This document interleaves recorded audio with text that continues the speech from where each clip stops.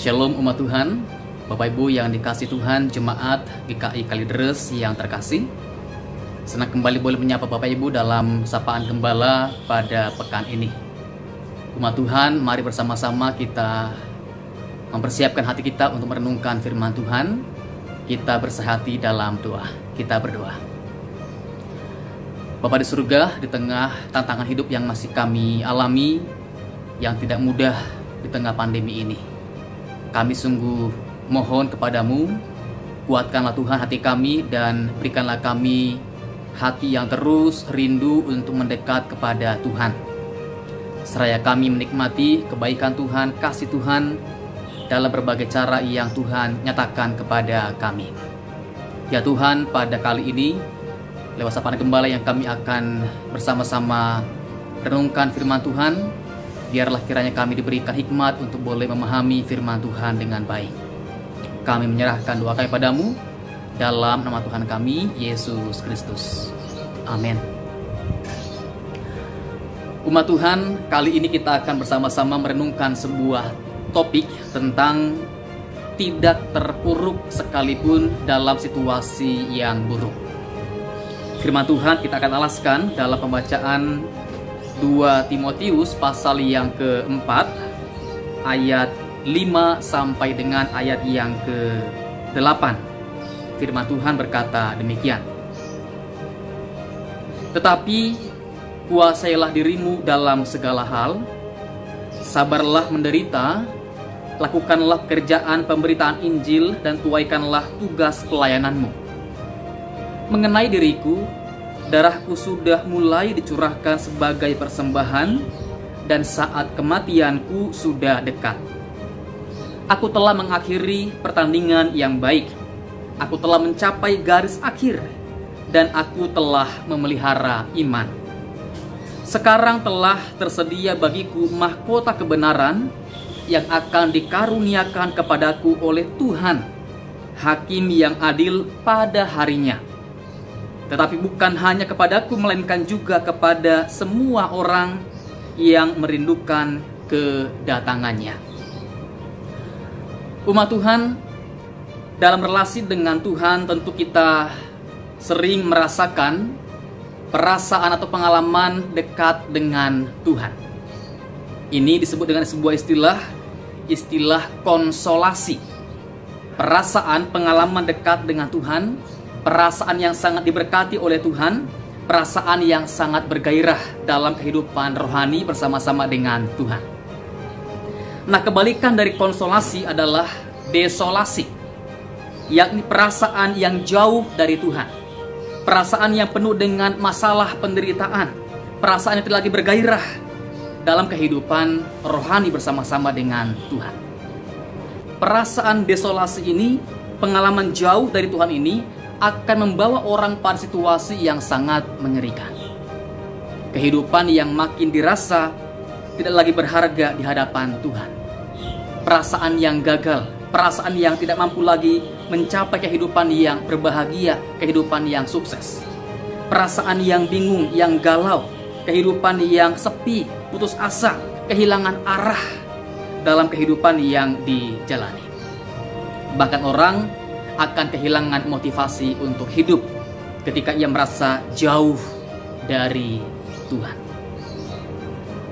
Nah, kita pada hari ini akan belajar dari sikap Paulus yang walaupun menghadapi tantangan hidup yang sangat sulit, yang sangat besar, namun ia belajar untuk terus teguh hati, tidak terpuruk, bahkan terus berupaya untuk bangkit dan berdaya dalam pekerjaan Tuhan.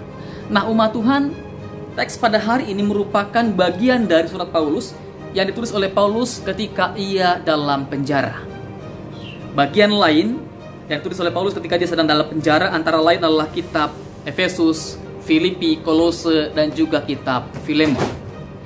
Ditulis oleh Paulus ketika sedang dalam masa-masa pemenjaraan. Nah, dalam pemenjaraan ini tentu menimbulkan sebuah perasaan yang tidak menyenangkan. Bahkan orang mungkin akan mengalami perasaan yang terguncang oleh karena apa? Kesusahan, kesukaran yang terjadi selama dalam pemenjaraan. Lalu yang kedua juga kita menemukan satu perasaan lain yang diungkapkan oleh Paulus bahwa dalam 2 Timotius pasal 4 ayat 6 dan 7, mengenai diriku, darahku sudah mulai dicurahkan sebagai persembahan dan saat kematianku sudah dekat. Nah, rupanya Paulus tahu bahwa saat hidupnya sudah sangat singkat, sudah semakin dekat peristiwa kematian yang akan dialaminya. Dia tahu hidupnya akan berakhir dengan sebuah eksekusi oleh karena pembelaannya kepada Injil Tuhan. Kemudian juga di bagian lain ada ungkapan perasaan lain yang diungkapkan oleh Paulus bahwa ia juga bersedih. Sedih bukan hanya karena pemenjaraan, namun juga karena banyak orang yang berpaling dari dirinya. Banyak orang meninggalkan iman kepada Tuhan, bahkan meninggalkan persahabatan dengan Paulus hanya karena tidak mau terjebak tersangkut hukum karena kedekatannya dengan Paulus. Jadi mereka lebih mementingkan keamanan, kenyamanan pribadi ketimbang mempertahankan iman dan persahabatan persekutuan dengan para hamba Tuhan seperti Paulus. Nah, saudara-saudara, situasi yang dialami oleh Paulus ini tentu merupakan perasaan yang tidak mudah untuk dihadapi.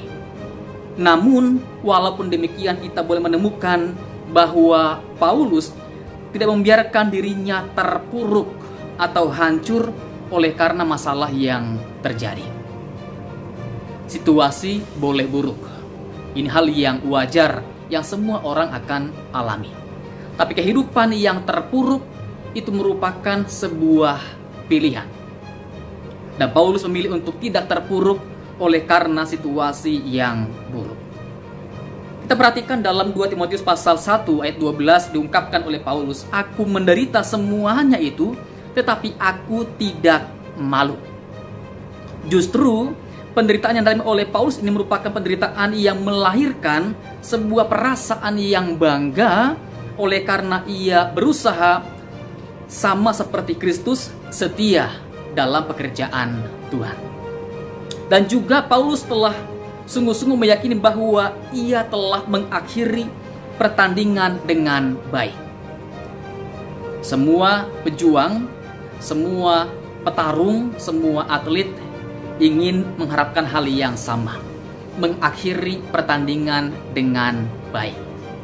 Paulus pun yakin ia telah mengakhiri pertandingan dengan baik. Ia taat, ia setia, ia pelihara iman, ia terus genggam tugas panggilan Tuhan untuk memberitakan firman Tuhan, yang pada akhirnya menghantar ia pada sebuah hadiah. Apa hadiahnya? Yakni mahkota kehidupan. Dan juga Paulus masih ada punya perasaan bersyukur, bangga dalam hati.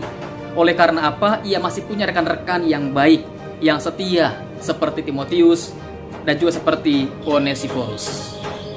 Dia masih merasakan bahwa ada orang-orang yang setia, yang taat dalam pekerjaan Tuhan sama seperti dirinya. Umat Tuhan, kita mungkin berpikir bahwa banyak hal yang mungkin membuat hidup ini terasa begitu berat dan sulit. Entah masalah keluarga, KDRT, orang broken home, atau mungkin masalah kerja, usaha yang sulit untuk berkembang oleh karena pandemi ini. Masalah mungkin banyak dan boleh banyak, saudara-saudara, namun pegangan kita hanya satu, yakni pada Tuhan. Seperti Paulus, dikala terus berpegang pada Tuhan, maka selalu juga muncul kekuatan, pengharapan yang baru. Seraya juga meyakini bahwa pada akhirnya Tuhan akan bertindak memberikan pertolongan yang terbaik. Jangan jemu-jemu berdoa memohon kepada Tuhan. Pada waktunya pertolongan Tuhan akan terjadi tepat sesuai dengan kehendak Tuhan yang terbaik. Dan juga teruslah mengandalkan potensi, kemampuan-kemampuan, peluang-peluang yang Tuhan berikan, yang Tuhan bukakan dalam kehidupan kita untuk bisa mengatasi situasi yang buruk. Berjuanglah, menanglah bersama-sama dengan Tuhan. Tangan Tuhan menopang, memberkati, dan terus akan menguatkan kehidupan kita sampai kita menang bersama-sama dengan Dia. Tuhan menolong kita. Amin.